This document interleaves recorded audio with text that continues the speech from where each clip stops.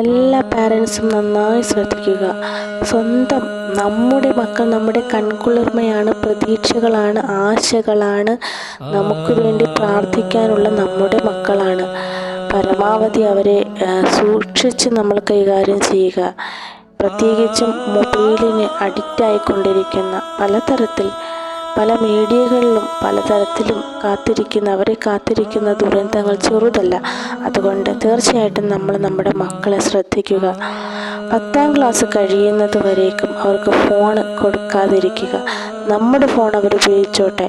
അഥവാ നമ്മുടെ ഫോൺ ഉപയോഗിച്ചാൽ തന്നെയും അത് നന്നായിട്ട് നമ്മൾ പരിശോധിക്കുകയും മറ്റു കാര്യങ്ങളൊക്കെ ചെയ്യുക.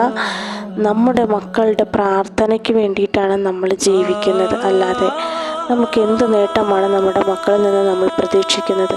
അവരുടെ ബന്ധം ആരുമായിട്ടാണ്, അവരുടെ ഫ്രണ്ട്സ് ആരാണ്, അവരെക്കുറിച്ച് അറിയാനും അവരുമായി കൂടുതൽ അടുക്കാനും നമ്മളൊന്ന് ശ്രമിക്കുക. നമുക്ക് തിരക്ക് പിടിച്ച അവസ്ഥയാണ്. നമുക്ക് പാരൻസിന് സമയമില്ല ഒന്നും അന്വേഷിക്കാൻ. തീർച്ചയായും നമ്മുടെ മക്കളുടെ കൂടെ നമ്മളൊരു സുഹൃത്തായി അവരെ പരമാവധി അറിയാൻ ശ്രമിക്കുക നമ്മൾ.